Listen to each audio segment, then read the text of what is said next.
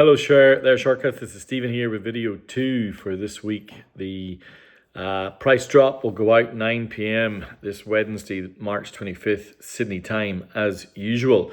This is, if you want to be on the price list but you're not, check out the description below. There's a form you can fill out or hang around to the end and I'll tell you how to contact me. This is a new wave rock rarities collection. And it's got some 90s OGs. It's got some just records that I love, some 80s kind of proper classics, and a few kind of classic rock as well. Let's get into it. Now, the sleeve of this is not the best, but the record itself is in great nick. Yeah, lovely. Wonder who might recognize it from that. This is a 154 by Wire. It came out of London's late 70s punk explosion. Made Pink Flag, 25 tracks in 35 minutes. An all-time classic. Then made Chairs Missing, which was more angular and more challenging, and then made this, their third album, 154. All three should be in your collection. Pink Flag, Chairs Missing, 154. What a band. And, you know, to be honest, they were magnificent all the way through the 80s and 90s as well. They are canonical post-punk, one of the greatest post-punk bands. All negative space, sharp edges, nothing is in its place. Everything chimes and slices. Bass lines that feel like scaffolding that might collapse at any point. Puzzles, very little comfort food, very little that's easy here. But the experimentation and the seriousness with which they do what they do, so propulsive. Just stunning stuff. And they became the blueprint for a lot of indie rock, for a lot of math rock. It sounds like it could have been released recently. I would guess that Geese are a fan of this band. I absolutely love it. I'll figure out what this is. I'm pretty sure it's an Aussie first press, but I'll have to figure it out. I don't think I've ever seen this particular sleeve. Anyway, wonderful record, and it's so good that it beat this record into second place. This is REM's Reckoning, their second album after the majestic Murmur on IRS. I'll double check, but I think this might be a Australian first press. It's in lovely condition, complete with inner. I suppose REM's first, let's think: Murmur, Reckoning, Fables of the Reconstruction, Life Switch Pageant, into Document, into Green. It's kind of as good as it gets, isn't it? I mean, I don't know if there's a band in the 80s that had a run of 6 records as good as that. And then the B-Sides record, Dead Letter Office, is pretty great too. I know plenty of people that would put Reckoning in at the top spot. I'm not sure. I'm not sure it's quite as good as Murmur. And I've got a special place in my heart for Life Switch Pageant. But it is an amazing album. Camera, Seven Chinese Brothers, Pretty Persuasion, Rockville, Little America. There they are. What a band they were in the 80s. What a band. And arguably transcended the 90s as well. And talking about the 90s, this is from the 90s list that you will all have been hopefully reminiscing on. This is Free Peace Suite, the UK first press from 1996 by Dodgy, part of that mid-90s guitar wave. There's the inner. The vinyl is in beautiful condition. This is their second studio album, and really it's the one that turned them into Dodgy. What a crap name. I almost said what a dodgy name, but it's really, really not great. But when you think about Trust in Time, Good Enough, are you good enough for me? Good enough for you. Just became such earworms. Massive choruses, really bright guitars. I just remember everyone listening to this. I was looking to see if I could see who the producer was, because the production on this thing is stellar. Really hard to find in Australia for all sorts of obvious reasons. There you have it. Free Peace Suite by Dodgy from 1996. I've been getting the feedback from you folks on the 90s records I've been sending out. I know how good they are. They're absolutely crazy good. And this is as good an example. Again, another one of those records that a lot of people will put near mint. I'm not going to put quite near mint because clearly it's been played, but it has been well looked after. It's just a good mood record. I'm not sure I can say that about this next one, but again, I think this is another must-have in most collections. This is The Infected from 1986. The is effectively a one-man band called Matt Johnson, and it is one of the better distillations of post-punk and new wave in Britain in the 80s. And by the time Infected came along, you have a band that have really become bigger, more cinematic, still anxious, but just way more expansive, and really kind of a defining record. Look at that back. I know a lot of people, I actually know someone who probably thinks this is the greatest band ever. Critical consensus on this music, by the way, has stayed strong. It's as good as ever. Heartland, Angels of Deception, Sweet Bird of Truth, Slow Train to Dawn. It's Out of the Blue, Into the Fire. It's sleek, it's tense, it's just brilliant. Really brilliant. And, you know, I'm going to keep saying, I'm going to say the same about this band. This is Slowdive. Just for a Day. Probably vying with Ride and My Bloody Valentine as the definitive shoegaze band. Dreamy, waves of guitar.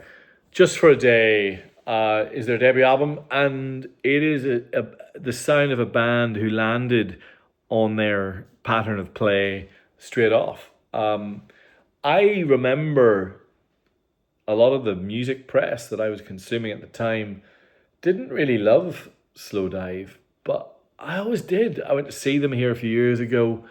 These MOV represses are magical. I mean, some of these early UK Slowdive records will set you back, you know, $700-800, but those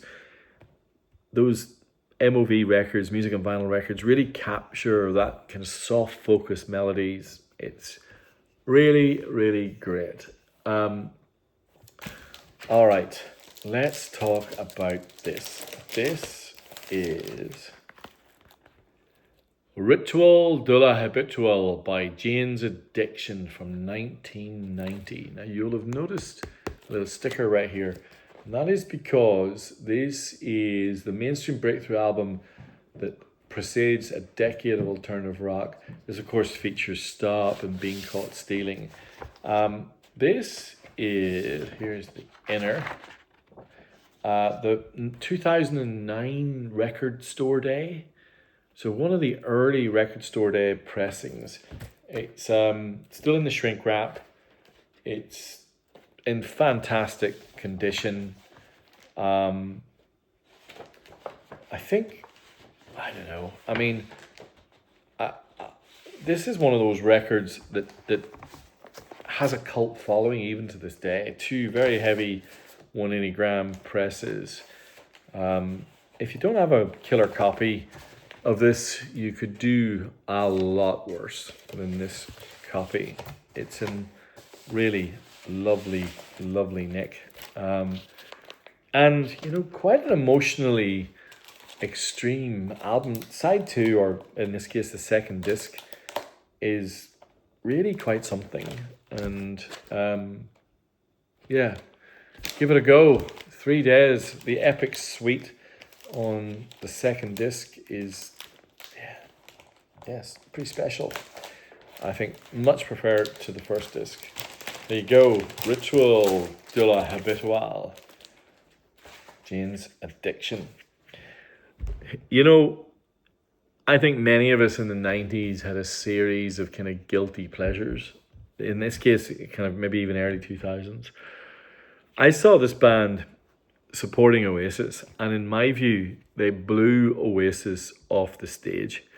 This is a San Francisco band that clearly loved the Velvet Underground, and this is their debut album. This is a repress of their debut album on really cool vinyl. I really like this dark grey swirl. The album I'm talking about, and you'll recognize why that swirl works so well, is Black Rebel Motorcycle Club's debut, the gatefold copy. Love Burns, Red Eyes and Tears, Whatever Happened to Rock and Roll, Rifles, etc. That's the first album. The second album in this release is a series of bonus tracks and B-sides. Screaming Gun, At My Door, Tonight's With You, which was the B-side to Spread Your Love, Loaded Gun, etc. It basically covers everything you need from this era, which alongside Howl is really, you know, kind of the peak of Black Rebel Motorcycle Club. Beautiful copy, and yeah, a secret pleasure, guilty pleasure of mine. This next band are much cooler than Black Rebel, but I don't like them anywhere near as much as Black Rebel. This is Sebadoh. This is Harmacy. This is a band that came out of that kind of American indie underground in the early to mid 90s. That kind of Lou Barlow post-Dinosaur Jr. universe. More lo-fi and intense, but kind of classic pop structures as well. Lots of really cool songwriting. This is a US first press, another gatefold from the same collection in beautiful condition, complete with all the inners and posters and everything you need if you are a Sebadoh fan. All right, a little bit more kind of classic rock here. This is Alchemy, Dire Straits, 1984. Really nice live copy. I've had a few of these over the years. They're often trashed, but this is a beautiful copy. Really, you know, your keeper copy. You will never need a better one. And a lovely live sounding record. Romeo and Juliet, Private Investigations, Sultans of Swing, Tunnel of Love, Telegraph Rock, Solid Rock. It's a Telegraph Road, my apologies. Beautiful copy of that. Just to swing into something completely scurrilous and unnecessary, this is the picture disc. I have no idea where I got this, by the way, but anyway, the picture disc of Antichrist Superstar by the troubled Marilyn Manson.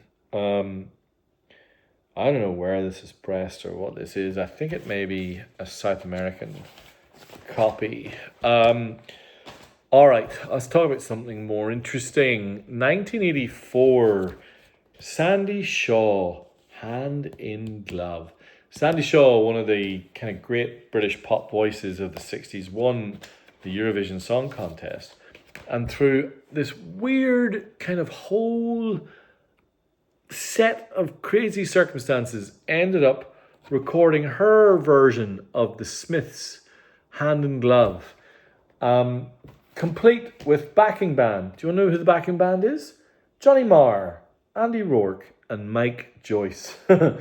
Produced by John Porter, words by Morrissey, music by Johnny Marr. Isn't that crazy? So, yeah, she recorded her own cover version with the Smiths of Hand and Glove. It was published on Rough Trade Records, and this is a beautiful, I mean beautiful, UK first press. All right, couple more interesting rarities to go. I'm just going to pull all the little bits and pieces out of this one. This is Sabbath, Bloody Sabbath. This is the UK white label NEMS press. One of the most renowned presses of this record. But it also comes with something really quirky and interesting. This is the order form if you wanted to go and order the VHS of Black Sabbath, Never Say Die. The video is available at the bargain price of £10, inclusive of packaging and postage. I wonder if I'm sure those would be collector's items, but this is Never Say Die on VHS, recorded live in 1978. Symptoms of the Universe, War Pigs, Snowblind, Black Sabbath, Electric Funeral, Children of the Grave, Paranoid. That would have been pretty special. Either way, one of the great runs of records in the 70s, the first 5 or 6 of those Sabbath records. That is the white label NEMS, complete with the buy your video. I've never seen that before. There you go, pretty cool. All right, I have the Aussie first press of Rumours, the just universally beloved album. And finally, I have a really nice copy of Van Morrison's Avalon Sunset. A really genuinely beautiful copy, absolutely glorious. And this is 1989. I still remember Van Morrison in the charts whenever God shines his light. I don't know, he was still pretty genius at that point. I don't know about him now, certainly a controversial figure these days, but it's aged really well, that record. Avalon Sunset, beautiful copy by Van Morrison. So there you have Wire through Dodgy, the REM, Slowdive, Jane's Addiction, Dire Straits, Sandie Shaw, Black Sabbath, white label, Black Sabbath, Van Morrison. There you have it. Please like or subscribe. If you would like to buy one of those records and would like to be on the price list when the email goes out this Wednesday, Sydney time, 9 p.m, drop me an email, shortcutsrecords.aus, and I will add you to the list. Au revoir, my friends. See you on Wednesday. Bye.